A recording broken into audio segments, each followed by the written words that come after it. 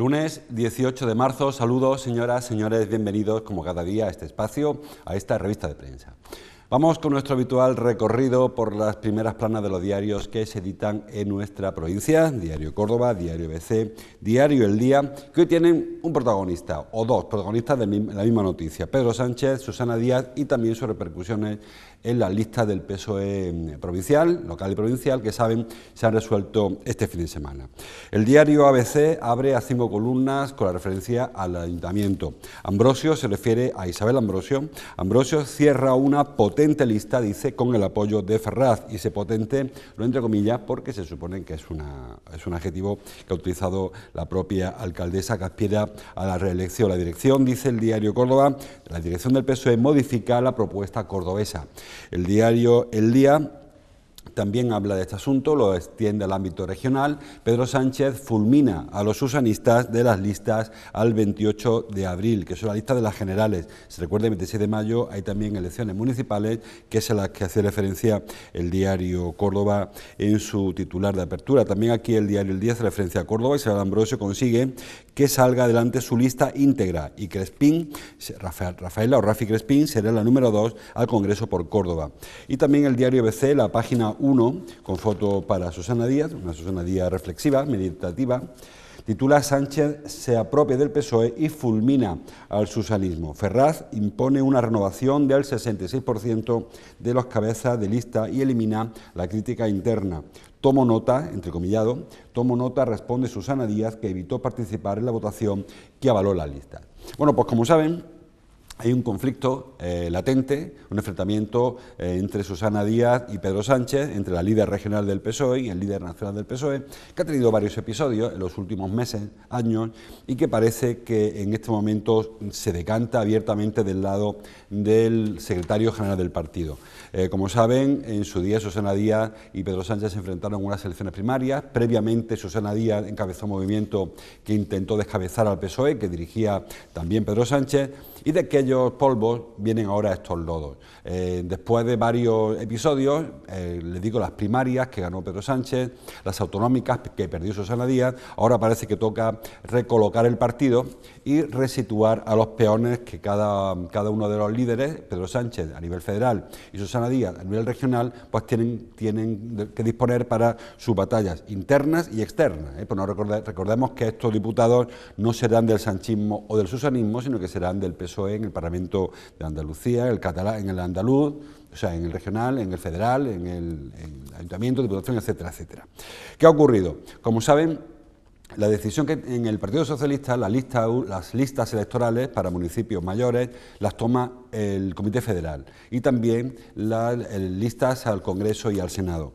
El Partido Socialista en Andalucía ha intentado movió ficha primero y presentó su propia candidatura con la intención, con la voluntad de que el PSOE a nivel nacional, el PSOE de Pedro Sánchez, no se las moviera. Las revistió de una especie de asamblearismo, que no fue tal.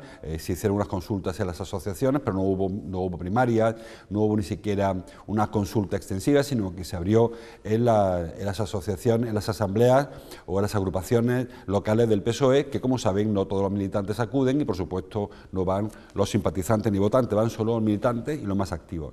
De aquel proceso que hizo el PSOE a nivel andaluz salieron unas listas que evidentemente pretendían blindar de alguna manera a los candidatos afines a Susana Díaz frente a lo que se preveía a esta respuesta del federal. Y hubo pulso, el susanismo tendió el pulso a Pedro Sánchez y en algunos ayuntamientos o algunos alcaldes, es el caso de Córdoba, hicieron también su apuesta frente a la postura que presentaba Susana Díaz. Al final se ha resuelto con un verbo que utilizan tanto El Día como ABC. El PSOE de Madrid, Pedro Sánchez, ha fulminado a los susanistas de la lista del 28 de abril, de las elecciones generales.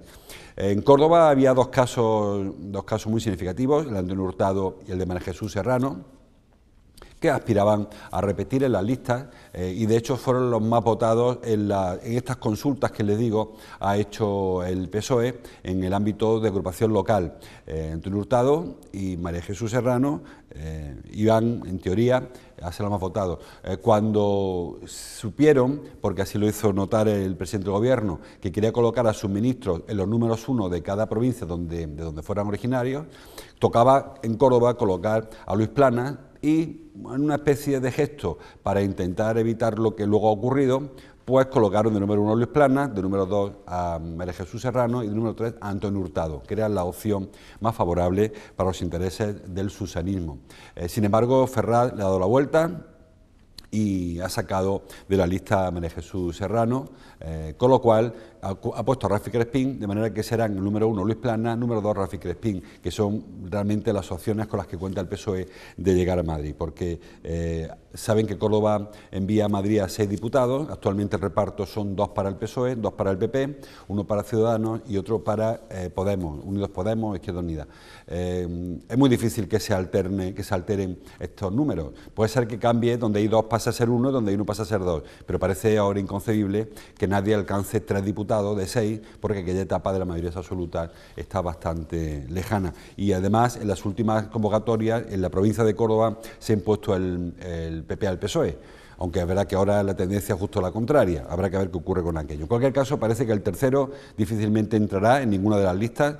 El primero parece que en el caso de PSOE, PP, Ciudadanos y Podemos, o Unidas Podemos sí que irán a Madrid, y los números 2 de cada lista son las que se pelearán el asunto. El 3, que es el caso del resultado, parece totalmente, no digo descartado, pero sí con muy pocas opciones. Así que por ahí se quitan de en medio a María Jesús Serrano. La envían a la lista al Senado, de número 3, que también tiene, bueno, relativas opciones. Hace mucho tiempo que en el Senado se impone el PP al PSOE, con lo cual envía 3 senadores al Partido Popular y 1 al PSOE. Es verdad que la tendencia va cambiando, pero en la última convocatoria, en las últimas elecciones, la diferencia era todavía sustancial como para pensar que el número 3 del PSOE pudiese ocupar un puesto en el Senado de Madrid. Así que por ahí, fulminados, básicamente María Jesús Serrano y Antonio Hurtado, aunque ya se sabía que iba a ir el número 3. En su lugar, Rafi Crespín. Rafi Crespín no es pedrista o sanchista, como le quieran llamar.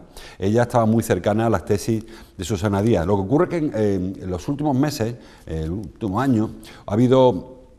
cuando hubo un movimiento en el PSOE cordobés para dejar fuera de juego a Rafi Crespín, que fue, recuerden, delegada del Gobierno andaluz en Córdoba, Rafi Crespín reaccionó presentando una alternativa a Antonio Ruiz, algo que no sentó bien en la ortodoxia del PSOE, que veían como una fisura interna. Todo el mundo esperaba que hubiera una respuesta del sanchismo, pero llegó desde las propias filas del susanismo, de Rafi Crespín, con lo cual quedó fuera de juego. Y ahora, aquel viejo dicho de que los enemigos de mis enemigos son mis amigos, pues parece que Rafi Crespín es quien se ha hecho, no porque sea sanchista, como le digo, sino porque está enfrentada al aparato provincial o regional del PSOE. Así que ha acabado de número 2 y acaba probablemente, muy probablemente, con un escaño en el Congreso. Así que en ese sentido, el susanismo queda fulminado en Córdoba. En cuanto a la lista del ayuntamiento, como saben, la alcaldesa, sin ningún tipo de pudor, ya dijo hace algunas semanas que parece que su equipo de gobierno le había faltado gestión y por ello pretendía cambiar por completo la lista. Ella hizo una propuesta que el Comité Provincial no aceptó y le incluyó a varios nombres de la continuidad, de los que venían de este mandato actual y las personas más fieles a la dirección provincial, a la de Antonio Ruiz y también a la de Juan Pablo Durán, que está un poco en la sombra. Hablamos de Carmen González, fundamentalmente, la actual portavoz del Grupo Municipal Socialista, que le colocaron Isabel Ambrosio número 5 y Antonio Rojas, actual concejal de Gestión y de Deportes, que lo colocaron en puesto de salida, creo que era el número 7, o puesto de salida. Isabel Ambrosio no se conformó con esa disposición de las listas y reclamó su derecho a hacer una lista de gobierno, pensando no ya en concurrir a las elecciones, sino en gobernar los próximos 4 años. Y dice ella que necesita para ello personas más cualificadas para la gestión, no para la política, no para dirigir grupos, pero sí para gestionar áreas que, según ella, ha sido el gran problema de su ayuntamiento. Bueno, pues llevó a Madrid las listas y y Madrid le ha hecho caso a ella. Un pulso mucho más desequilibrado inicialmente entre Isabel Ambrosio y el susanismo. Un pulso que ya se vio hace 4 años. Cuando se configuró la lista de hace 4 años, a Isabel Ambrosio le hicieron la lista desde Sevilla, no la hizo ella. Y de hecho, cuando veía la relación de candidatos a concejales, sorprendía la presencia de personas que no tenían vinculación con el ayuntamiento, no tenían vinculación con el PSOE local, no tenían vinculación con Isabel Ambrosio, pero fueron colocadas ahí por la dirección provincial, avalada por la dirección regional. Ahora Isabel Ambrosio ha dicho que con estas fichas no juego, ha planteado un pulso importante a Susana Díaz o a su grupo, que inicialmente lo perdió, pero al llegar a Madrid le ha dado la razón. Y las 2 personas que decíamos, tanto Antonio Rojas como Carmen González, salen mal parados en la lista. Muy mal parado Antonio Rojas, que desaparece directamente, actual concejal de gestión y de deporte. Yo no sé si llega ahí, creo que no va en ningún número de la lista, creo que desaparece del todo. Y Carmen González, que iba de 5, con opciones ciertas para volver a ser concejala, pasa a ser la número 9, que si bien es cierto no va muy atrás, pero actualmente hay 7 concejales del PSOE, con lo cual tendría que aumentar su número, el grupo municipal del PSOE, pasar de al menos de 7 a al menos 9, algo que no parece que sea del todo fácil. No es imposible, de hecho hay encuestas que le dan 9, la mejor de las encuestas que actualmente manejan los partidos le da 9, la peor le da 7, pues en esa horquilla de 7 a 9, que es donde se mueve actualmente el PSOE, también el PP, por cierto, hay un partido casi técnico y con encuestas. Entre PSOE y PP, pues se sitúa Carmen González, Mamen González, con lo cual parece que ha sido también una apuesta por la postura de Isabel Ambrosio frente a la del PSOE de Susana Díaz, que en Córdoba representa a Antonio Ruiz y Juan Pablo Durán todavía, aunque como saben hace ya algún tiempo que dejó la Secretaría General del PSOE. La lista del PSOE, bueno, habrá mucho tiempo para hablar de listas, pero como saben la encabezará Isabel Ambrosio, que es la actual alcaldesa. El número 2 será Manuel Torralbo. Manuel Torralbo es profesor de la universidad, ha sido director general de Universidad de la Junta de Andalucía y, bueno, pues vuelve a la política después de que fue cesado, lógicamente, cuando cambió el gobierno andaluz, vuelve a la política. Hay quien piensa que con las miras más puestas en la Diputación, quizás en el Ayuntamiento, porque ahora en ese caso hablamos de la Diputación también. Número 3, Maribel Baena o Isabel Baena, que fue en su día delegada de la Consejería de Salud y que hasta ahora era viceconsejera de esta consejería. Lógicamente, al cambiar el gobierno, cesó el consejero y también cesó, lógicamente, la viceconsejera, que ahora se incorpora a la vida, a la política local como número 3. El número 4, Pepe Rojas, José Rojas del Valle, que en su día fue presidente de la Federación Alzara, de Asociación de Vecinos, también fue presidente del Consejo de Movimiento Ciudadano. Entra como independiente, aunque hace ya algún tiempo que se le vincula estrechamente al PSOE. Y de ahí para adelante, ya personas menos conocidas, Carmen Victoria Campos, número 5, Romero, José Romero, gerente de Cecosan, que entra el número 6, también está el gerente del INDEC, Víctor Montoro, que va de número 8, van apareciendo ya los nombres. El nombre de la plancha de salida, los que les he contado, del 1 al 7, casi garantizados, y luego de ahí en adelante, pues ya habrá que pelear. El número 7 es Alicia Moya, que parece que está garantizado. Bueno, cualquier encuesta hasta ahora no ha bajado nunca de 7 para el PSOE, y ninguna encuesta ha subido de 9. Está ahí, 7, 8, 9, es el número que se maneja, aunque lógicamente luego habrá que contar papeletitas, como siempre decimos, porque hasta ahora solo son opiniones de los sondeos, de lo que las empresas preguntan, empresas demoscópicas preguntan, y lo que los cordobeses quieren responder. Con esto, más allá del juego de nombres, que es un juego interesante, sobre todo para los que nos dedicamos a esto de la formación local y municipal, más allá de eso hay una más lectura, es decir, ¿significa esto el fin del susanismo, como titula el diario ABC? ¿Sánchez se apropia del PSOE? Pues probablemente sí. Probablemente ya hay que inaugurar que para el principio del verano, para final de la primavera, para junio, finales de junio, probablemente haya una convulsión grande en el PSOE andaluz, porque todo apunta a que el PSOE de Madrid quiere hacerse con el control del PSOE andaluz, o al menos quiere colocar aquí a una persona más afín a Pedro Sánchez y acabar con este conflicto eterno que mantienen Susana Díaz y Pedro Sánchez.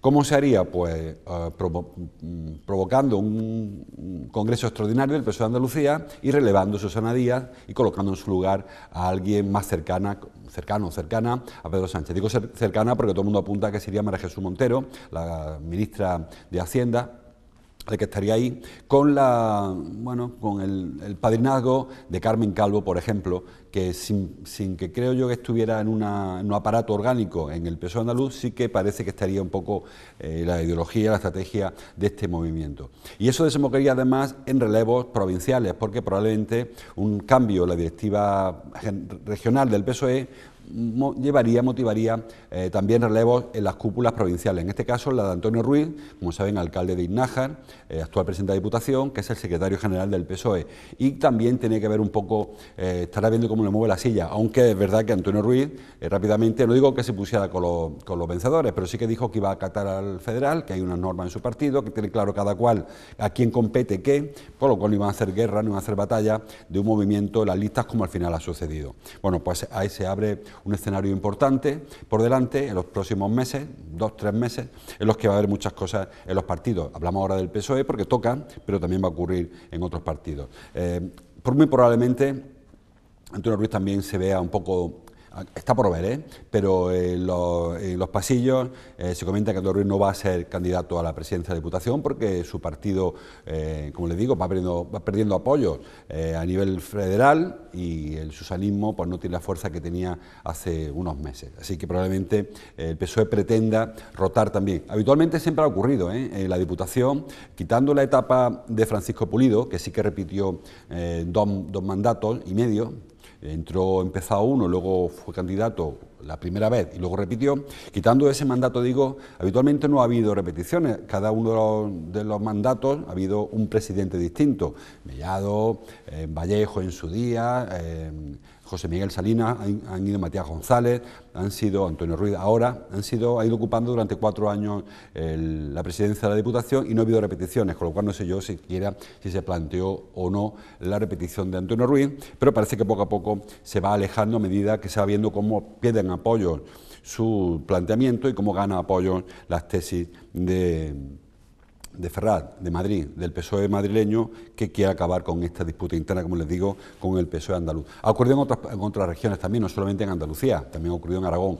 Nosotros nos centramos en Andalucía, que es lo que nos interesa. Pero el movimiento es mayor y Pedro Sánchez quiere primero un congreso con los diputados todos afines, sin ningún tipo de discrepancia interna, todos cercanos a él, y que las personas que tienen repercusión pública, los cargos públicos, sean también personas cercanas a sus tesis, y que no ocurra como ocurrió, recuerden, al principio de esta legislatura, que ahora termina tan convulsa, que hubo miembros de su partido que votaron en contra de lo que mandaba el federal, porque había dos corrientes dentro del partido, en fin, quiere intentar evitar lo posible que esto ocurra. Les decía que esto está pasando en el PSOE ahora porque toca, pero va a pasar en otros partidos cuando vayamos viendo listas, cómo se varían poniendo. Recuerden que también en el PP han cambiado las tesis.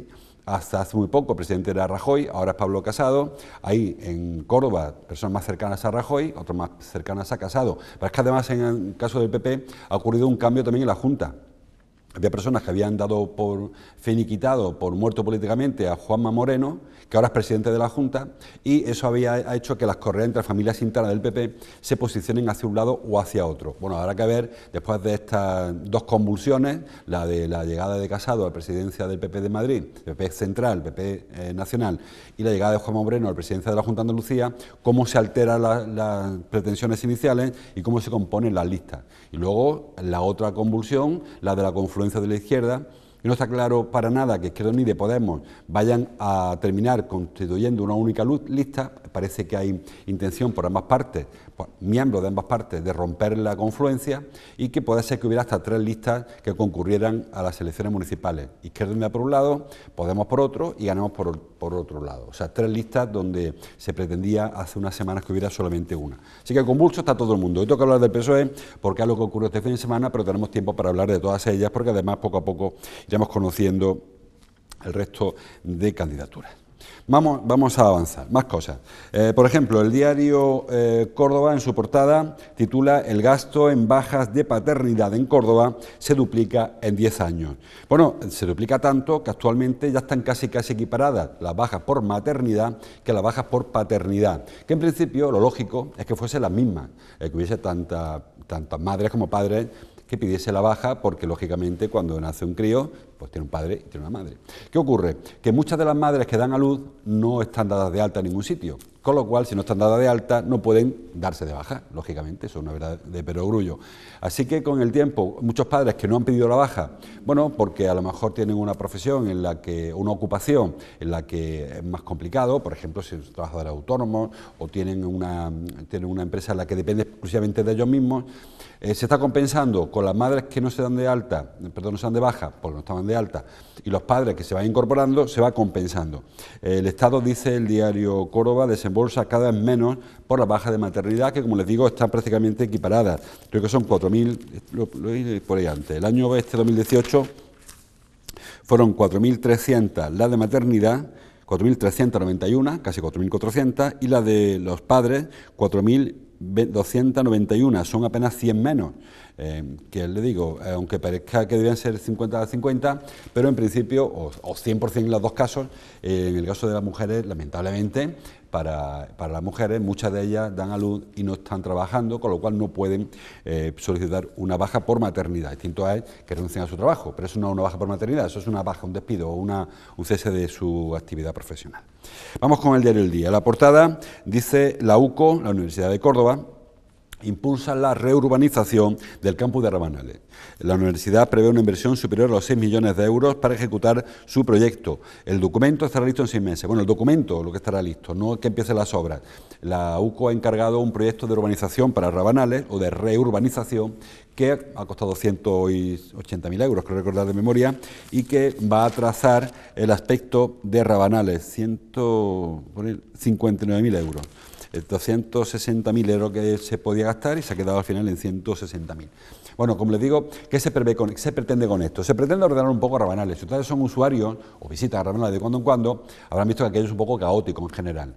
La ronda, que debe circunvalar todo Rabanales, bueno, no está del todo bien ordenada. Las bolsas de aparcamiento están bastante desordenadas, ahí la gente aparca en terrizos o aparca cada cual como puede. Incluso no hay un eje peatonal que conduzca a los alumnos y a los profesores y al personal de administración y servicios hasta los distintos edificios de gobierno. Saben que está, por una parte, la parte del Paraninfo y el edificio de gobierno, luego los aularios y los departamentos, básicamente, y que para acceder de unos a otros, en algunas ocasiones, sobre todo cuando hace mucho calor o cuando llueve, para los alumnos, los usuarios en general, alumnos, profesores y personal, es bastante complejo. Y además, como les digo, el acceso también, porque tanto si se entra por la parte más cercana a las Quemadas o si se entra por Rabanales 21, en cualquier caso, es un poco caótico todo el recorrido. Bueno, pues Rabanales, la universidad ha decidido por fin reurbanizar el asunto, reurbanizar sus parcelas, que es un espacio muy grande, y comunicar, hacer más accesible por los desplazamientos. Saben, si son usuarios, y si no se lo cuento yo, que hay distancias grandes, desde la parada del tren, por ejemplo, que es lo que usa la mayoría de los universitarios, hasta el edificio de gobierno o hasta, por ejemplo, el hospital veterinario, hay una distancia importante que hay que hacer a veces, pues eso, sorteando obstáculos. Bueno, pues se ha dado el primer paso, que es la contratación del documento o de la contratación del proyecto. Y ahora tienen unos meses, 6 meses para redactarlo, y luego saldrá la licitación al concurso, que se quiere hacer por fases, porque 6,5 millones no es barato aquello, y que se irá cometiendo en 4 o 5 ejercicios, se irán haciendo fases, supongo yo, por lo más urgente o por lo que sea más sencillo de trabajar. También, por cierto, se va a trabajar sobre jardines y arboledas, que también es un poco caótico. Actualmente el aspecto Rabanales en ese sentido no parece del todo o de nada ordenado. Más cosas. El diario El Día trae en su portada una encuesta, un sondeo de Sigma 2. Dice: una encuesta valora con un 6,4 la gestión de la mezquita. Es un sondeo que, por un lado, ha preguntado por el edificio más conocido, ha quedado tercero, la mezquita, nuestro monumento emblemático. El primero ha sido la Alhambra de Granada, el segundo la mezquita la Sagrada Familia de Barcelona, y en tercer lugar la mezquita de Córdoba. De ahí en adelante, pues bueno, el resto de edificios que ya sospechan, la Giralda, por ejemplo, creo que ha quedado cuarto, el Acueducto de Segovia quinto, el Santiago, la Catedral de Santiago sexto, el Escorial séptimo, la Giralda, le he dicho ya, ¿no? Y el Palacio Real de Madrid a continuación. Bueno, pues en ese estudio, perdón, en ese sondeo, se ha preguntado por el momento más conocido, y también por qué les parece cómo se está gestionando. Claro, a vista de un espectador, de un turista, que lo que hace es entrar a la Sagrada Familia, o a la Alhambra, o a la Catedral de Sevilla, o a la Mezquita de Córdoba, y que tiene que ver, al salir, pues dice, mira, me ha gustado cómo está ordenado, organizado, etcétera, etcétera. Que no sé hasta qué punto es una opinión técnica, porque dependerá de muchos factores. En cualquier caso, sale bien parado, sale con un 6,4, creo que está bien parado, no sé si 6,4 es una nota alta o no, supongo que sí. Las mujeres puntúan más que los hombres, o mejor, puntúan con un 7,25, los hombres con un 6,8, que no sé cómo sale luego con 6,4, cosas de las estadísticas. Pero en principio nos quedamos con esos dos datos. Primero, que es uno de los 3 monumentos más conocidos de España, algo que no nos sorprende. Y en segundo lugar, que la gestión está catalogada con un 6,4. Que repito, no sé si es bueno, no sé si esto es muy bueno o regular de bueno, o tendente a que seguir progresando, no lo sé. Supongo yo que habrá que analizar por qué. Ahora, el diario El Día titula: una encuesta da una nota al Cabildo por su gestión de la mezquita. Bueno, sí, es verdad que el Cabildo es que lo gestiona, pero no sé si cuando te sondean, cuando te encuestan, te dicen, oiga, ¿sabe usted que el Cabildo de Córdoba, de la Catedral de Córdoba, está gestionando la mezquita? ¿Qué le parece su gestión? Porque ¿qué sabe un turista si la gestión es correcta o no? Podrá saber el turista si tiene un buen acceso, si tiene un buen precio, si tiene un buen horario, si está bien musealizado el edificio, si, no sé, pero si lo gestiona el Cabildo o lo gestiona otro, no sé qué más le dará al encuestado, o si realmente la nota corresponde al Cabildo o corresponde a alguien más concreto con nombre y apellido, no lo sé. Digo que esta es la nota y así es como se refleja en los periódicos. Más cosas. Diario ABC, en su sumario, solo 1 de cada 200 cordobeses ha registrado su testamento vital anticipado. Sí. ¿Qué significa esto? Saben que desde hace bastante tiempo, desde el año 2004, es posible, tener la posibilidad, cada uno de nosotros tiene la posibilidad de acudir al Servicio Andaluz de Salud y dejar escrito qué queremos que ocurra con nosotros si en un momento dado, por cuestión de salud, no somos capaces de otorgar un consentimiento consciente sobre nuestro tratamiento paliativo o quirúrgico en un hospital. Es decir, si alguien queda en estado vegetativo, no le pueden preguntar qué tratamiento quiere que se le aplique, lógicamente, y se puede anticipar. Dice el diario ABC que solo 1 de cada 200, son 360, son 3.000 personas las que han presentado su testamento, este testamento vital, se llama voluntad vital anticipada realmente, pero testamento vital se le conoce, y como le digo, pretende eso. Hay poco más, o sea, ahí no se le puede indicar en ese testamento vital, por ejemplo, que quiero la eutanasia, por ejemplo, que en este país saben está prohibida. No se puede decir que en caso de quedar tetrapléjico o en coma, prefiero que me desenchufen. No se puede hacer de esa manera, más allá de lo que legalmente, lógicamente, se establece. Tampoco se puede poner en el testamento que en caso de necesidad me autorizo a que empleen con mi cuerpo tratamientos experimentales, por ejemplo, que saben que hace falta una aceptación explícita, ¿no? Un papel en el que se autoricen a que se empleen fármacos, por ejemplo, en estado de experimentación, porque pueden tener unas consecuencias distintas a las previstas inicialmente. ¿Es útil o no es útil? Bueno, yo no sé si es útil o no, porque al final, ¿saben? Cuando una persona queda en un estado en el que no puede prestar su consentimiento y la familia dice otra cosa, el testamento vital se queda un poco en cuestión, porque sobre todo es un testamento vital, en este caso, que se otorga hace mucho tiempo, o no, pero puede ser que haya transcurrido muchos años, que las circunstancias han cambiado y que luego es más complicado todo esto. Entonces no sé hasta qué punto nos creemos o no la eficacia de este testamento vital. Luego también parece un poco de malfario esto de dejar por escrito que en caso de que quede en coma o que quede... No sé, hay personas que no les parece interesante empezar a lucubrar tanto sobre esto. Y luego también, por último, explicando por qué tan poca aceptación de este testamento vital. Tampoco es fácil hacerlo, o sea, no se trata de que yo llego a mi casa, lo redacto, le pongo un sello y lo mando por correo. Hay que pedir una cita, hay que llegar al SAS, hay trámites que se pueden hacer por internet, es cierto, pero al final no deja de ser un acto público, un documento oficial, que hay que darle una garantía de que quien lo hace sea la persona efectivamente la que le corresponde, que es solamente una persona íntimamente y no puede hacerlo nadie en nombre del segundo o del tercero. Así que hay ciertas dificultades que hacen que ocurra lo que ha ocurrido, que hay muy pocas personas que estén presentando ese testamento vital.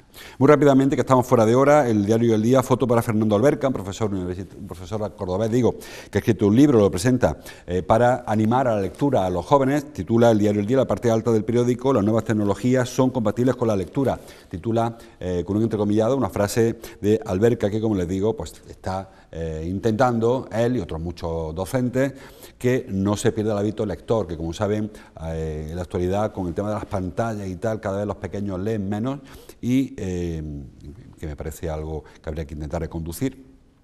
No solo al papel, se puede utilizar también las pantallas para leer, pero actualmente se están cambiando los hábitos. Bueno, pues Fernando Alberca en el diario El Día. Más cosas. Caen unos atracadores, dice el diario El Día, que fingían ser guardias civiles. Actuaban en Madrid, lo que pasa es que uno de ellos estaba en Puente Genil y de ahí la información provincial que trae el diario El Día. Saben que eran unos atracadores que proponían negocios fraudulentos a personas, cambiar billetes grandes por billetes pequeños, básicamente para su ocultación, billetes que eran una especie de blanqueo de dinero, pues cambiando 500 por billetes pequeños. Y al momento que se estaba produciendo el canje del billete de 500 por billetes que fueran, pues apareció un grupo de ellos mismos, disfrazados de guardias civiles, y detenían a todos. Se llevaban a los presuntos artífices, dejaban a las víctimas un poco, ahora vengo a por ti, los otros huían lógicamente, y cuando luego se enteraban de que tanto unos como otros estaban compinchados para quedarse con las dos partes, con los billetes grandes y con los chicos. Bueno, pues uno de los detenidos estaba en Puente Genil. Diario ABC, la portada, otro asunto más, en la parte alta, la excelente cosecha en Córdoba hunde los precios del aceite de oliva. Hace unos meses, una frase polémica de Rodrigo Rato, decía, esto es el mercado, amigo. Pues esto es el mercado, amigo. Cuando hay mucho aceite, baja el precio, cuando hay poco aceite, sube el precio. Aparte hay una política agraria de reservar, de almacenar aceite en las almazaras, que yo entiendo que es positivo para cuando hay mucho aceite, pero eso tira el precio por abajo. Cuando alguien tiene mucho aceite almacenado, tiene que sacarlo. Entonces empiezan a abaratar precios. Y el comprador también sabe que hay mucho aceite, cuando te piden un dinero sabes que puedes ir a otro y ofrecerle un poco menos, que al final te lo tienen que dar porque si no se lo comen. Es verdad que hay regiones en Europa, sobre todo en Italia, incluso Grecia, que han tenido peores cosechas, que están comprando aceite a España para poder hacer frente a sus compromisos, de exportación sobre todo, pero no es suficiente y cuando hay un año de mucha aceituna, ese año los precios se caen, lógicamente. El año que hay poca aceituna, los precios se elevan, algo cíclico que lo vemos venir. También, y para acabar, lo vemos venir con la foto, con la tragedia del Córdoba. Diario Córdoba, foto de Paco González, foto de la que aparece Álvaro Aguado. Un angustiado Córdoba vuelve a ser remontado en el Arcángel. Como saben, empezó ganando 1-0 y luego pues vio como el Sporting de Gijón le daba la vuelta al partido, empató antes de acabar el primer tiempo y remontó, porque el Córdoba realmente es lo que le está ocurriendo cada semana tras semana, que empieza bien, luego o se hunde, o no es capaz de mantener la tensión, o no es capaz de aguantar el arreón del equipo que quiere remontar. El diario El Día, foto para Alex Gallegos, al pozo sin respuesta, aquí son mucho más contundentes, el Córdoba pierde con 2 nuevos errores, y la foto Carrillo, que protesta una acción en el área del Sporting. Y en el diario BC, la foto de la página 2 es para Rafa Navarro, el técnico del Córdoba, otro fiasco del Córdoba ante el Sporting, 1-2. 2 errores defensivos tiran por la borda el gol inicial y acercan el descenso. Bueno, el Córdoba no ha hecho nada distinto a lo de las últimas semanas. El problema es que cada vez quedan menos partidos. Incluso hemos perdido otro punto con respecto a los equipos que luchan contra el Córdoba para evitar el descenso. Estamos ya a 10 puntos de la salvación, pero quedan 36, es decir, quedan 12 partidos. 11 o 12, no hagan mucho caso. Por ahí anda. Es decir, margen para la maniobra hay.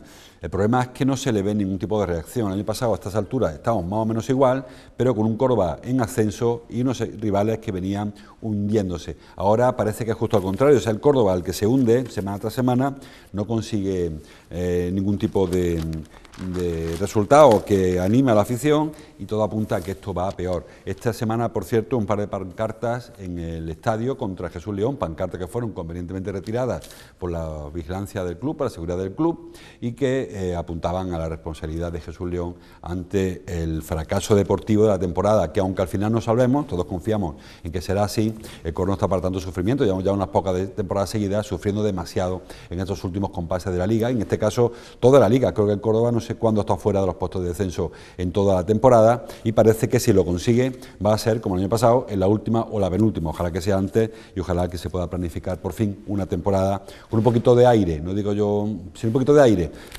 Ya pensar en un ascenso parece un sueño, pero al menos que no se sufra tanto como venimos haciéndolo en las últimas campañas. Aquí lo dejamos, como cada día, con la promoción habitual de PTV, y mañana seguimos, si les apetece, leyendo juntos los periódicos. Hasta entonces, como siempre, gracias por su atención.